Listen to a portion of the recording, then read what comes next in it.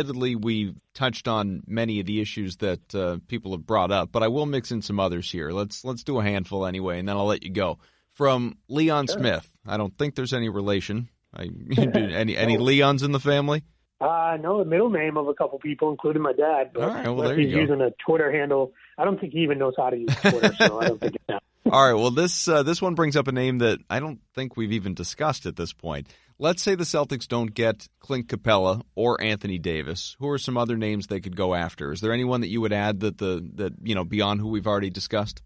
Yeah, there's a little bit of potential. I'm assuming that they're asking here about bigs maybe, but I don't know because they mentioned the two bigs. I know that's who they've been linked to some level. I would really focus there on Bradley Beal. I think there's that would be the next guy that they'd be looking at. And then you're looking at much smaller moves around the margins that aren't gonna maybe grab headlines, but might, as you look at it down the line, you're like, wow, that was a really good move. That's a good get for Danny Ainge. But I think they're feeling pretty good about their depth up front, because especially if they have any sense that Al Horford's coming back. I wouldn't be shocked if maybe they went and somehow stole a guy like T.J. Warren from the Phoenix Suns, who could really, in a lot of ways, replace the Marcus Morris minutes that they're going to lose if he leaves as a free agent. So that could be there. We'll see. There's nothing jumping out at me that would be a massive, earth-shaking move. Jordan wants to know, what would a Clint Capella deal look like? Yeah, that's hard because you assume the Rockets, the biggest thing that they need is depth around there. So I would think, it's hardless as it would be, they wouldn't mind having Aaron Baines. Baines opted in, though I was directly told by someone who was pretty close to that situation that he opted in under the assumption that he would not be traded under any circumstances. So if you're going to go get Capella, your first thing is you got to match salary on it to make it work. Not as easy as you might think. He's about 15, almost 16 million next season, 15.9. So that's you got to figure that out. You're not going to deal Marcus Smart. That would make a lot of sense. So do you look to do something like Capella and Eric Gordon for maybe Al Horford? If that's a way you wanted to go, sure. Because I don't really know why you would want Capella, Horford, and Baines all together on the team. So that's my single biggest thing is I have trouble seeing what deal adds the Rockets either the star that they need or enough players in depth that also makes sense for Boston. I've never seen that connection and match that really makes sense to me. Isn't Horford, by the way, you mentioned Baines, isn't Horford probably doing the same thing? I mean, I don't know if he would opt in and say, you can't trade me or don't trade me, but I would definitely think if he were re-signing and signing for 3 or 4 more years, it would be with the understanding that at least in year one, he's not going anywhere. Yeah, 100%. Yeah, he's not going to. He isn't going to opt in. He's not going to do either one of those. Is the easiest way to put it. He's not going to opt in. These guys get it, right? They could be traded by the trade deadline or maybe shortly after the holidays, but they're not going to opt in to be traded unless it's part of the whole deal, like we saw Chris Paul do with the Lakers to go to the Rockets, where it's an opt-in and trade. But we would all know that would be a situation that would have been heavily reported on. But these guys aren't going to opt in then just to turn around and be shocked by a trade, and that is something that the Celtics, they have to be really cautious of the optics around that, because there is still some guys around the league who feel like they did Isaiah Thomas dirty, where I don't think they did. They did what they had to do, and everybody is kind of collectively rectified with that. But as you look at it, you're seeing people still, it gets brought up constantly, and I know players who kind of have it in mind too. So kind of opting in and then just trading a guy without that right away, that would be a really bad look for the Celtics.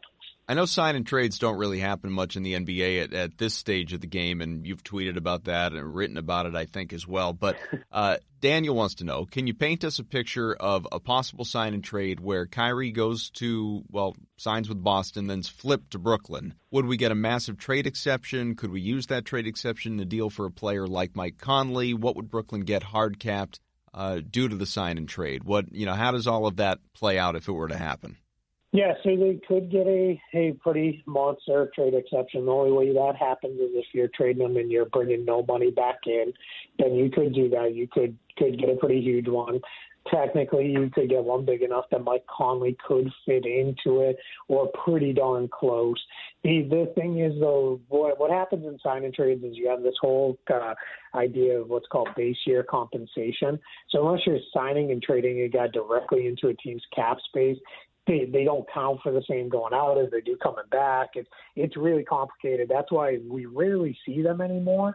And you never see a sign and trade for a sign and trade. It's just not a thing teams do because it makes it complicated. You also have the fact that you become hard cap if you take a player back via sign and trade. That's why when everybody likes to suggest, and I get it probably 10 times a day, what about Kyrie for D'Angelo Russell, double sign and trade? The Celtics would become hard cap, and at that point they would really struggle to fill out the rest of the roster. They're not that big. They're already over the luxury tax. They're only about $5 million under it as it stands, right under the hard cap as it stands. They wouldn't be able to do fill out the rest of the roster and become a huge mess. So that's not going to happen for those reasons.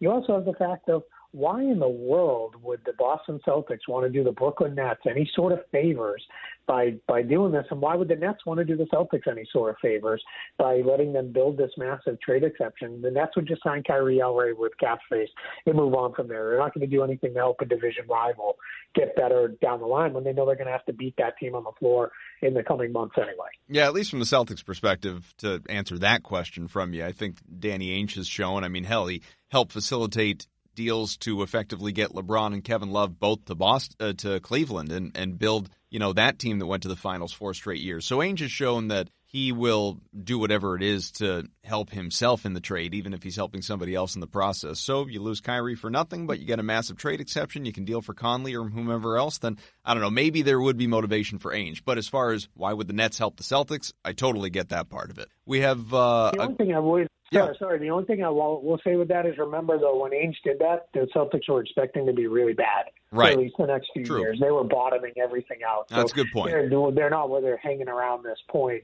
as they are right now. Yeah, trying to be a contender. That's absolutely true. A couple of tweets that I liked from someone who just goes by 17 and counting, so maybe they're getting ready to change it to Banner 18. First one is, assuming that Kyrie goes and Danny swings for AD, what would the C's cap space look like next year? Would they be able to offer a max contract next season to pair with AD moving forward if he's stuck around? Yeah, that's interesting. It's hard because the answer is maybe. A lot depends on what happens with Al Horford in that situation. Is he back? Well, what does he sign for? Did Gordon Hayward go out in the trade? Let's assume Horford and Hayward are back. Let's assume Horford's back around, let's just call it $15 million just to make it easy. Mm-hmm. Hayward's back around about $34 million next year because I don't think he's going to opt out of $34 million. That would be kind of borderline insane at this point, given where he's at in his career. So now you're at, call that $50 million. Then you've got AD's big cap holds because you're not going to remove that until you know he's staying or going. You're in range, but you're going to have to move on from a lot of other stuff. But you would have moved on from a lot of the other stuff to get AD in the first place. Right. So you could be looking at a situation where you've got Hayward, Horford, and Davis, and not a whole heck of a lot else, and you're moving forward with whatever cap space that gives you around those three. Well, clearly this 17 and counting person likes the cap and likes numbers, because this other tweet is, if we trade any of this year's draft picks, does the designated money assigned to the pick count when matching salaries? So, for example, pick number 14 is worth about $2.1 million. Would that count when matching salaries in a trade? Yeah, so let's first pick 14's $3.4 million, almost $3.5. All right. But here's the challenge. It doesn't unless you sign the player first.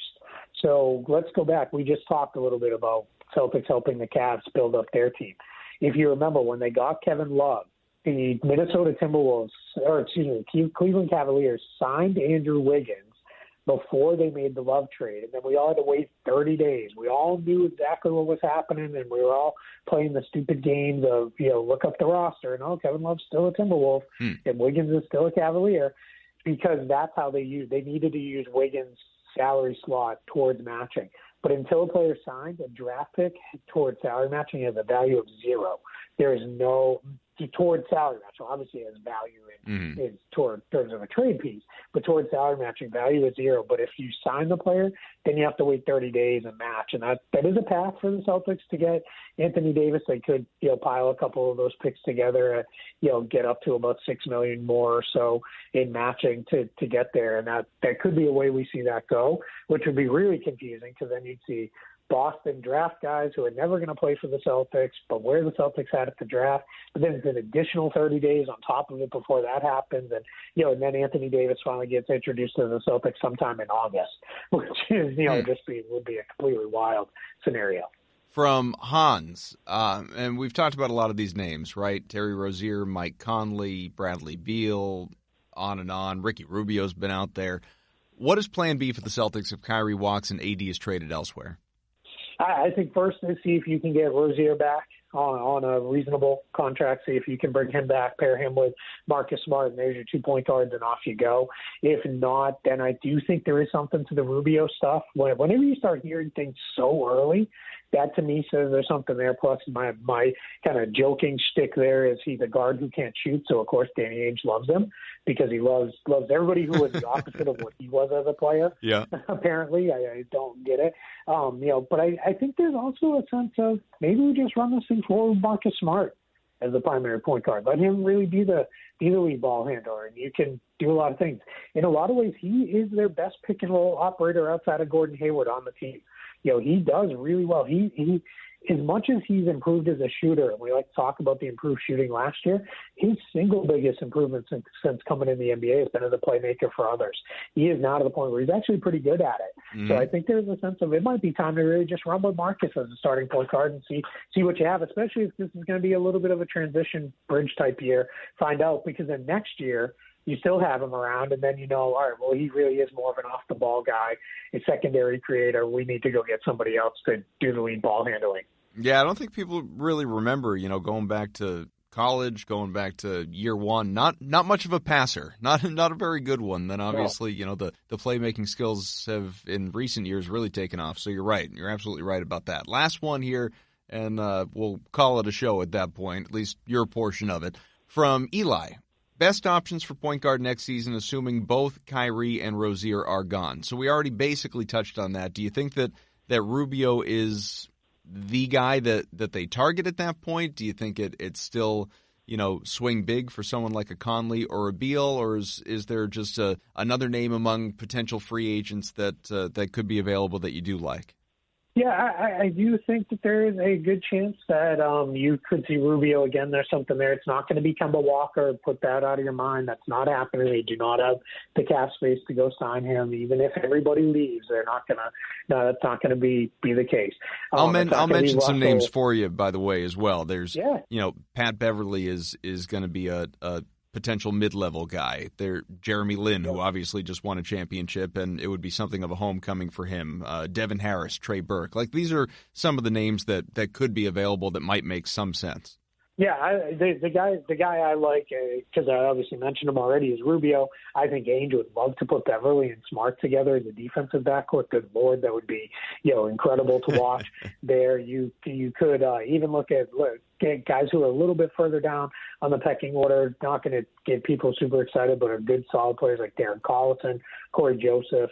Those two guys could fit in as solid combos. You could even see a world where they go back and say, hey, Rajon Rondo, you want to come back on the cheap and, make it work here and kind of bookend your career there, and then, kind of go that direction. I think what you would see if both of those guys leave, you sign somebody like a Rubio or a Collison as your thing, and then if you feel like you need to, you address it in season as the season goes along and pursue whatever options open up. And then, of course, the number one option that I think everybody would love is bring back Isaiah. Bring him back on the cheap and say, hey, you're going to lead our second unit. You're going to be the guy there and do your thing off the bench and go from there. And I think a lot of fans would really love that if that's the move the Celtics made.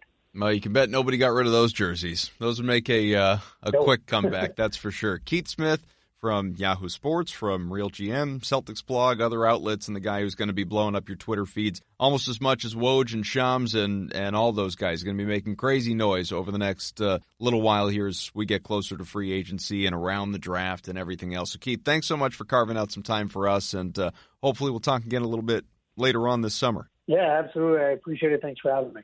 Always love talking to Keith, and a ton of great stuff. There's so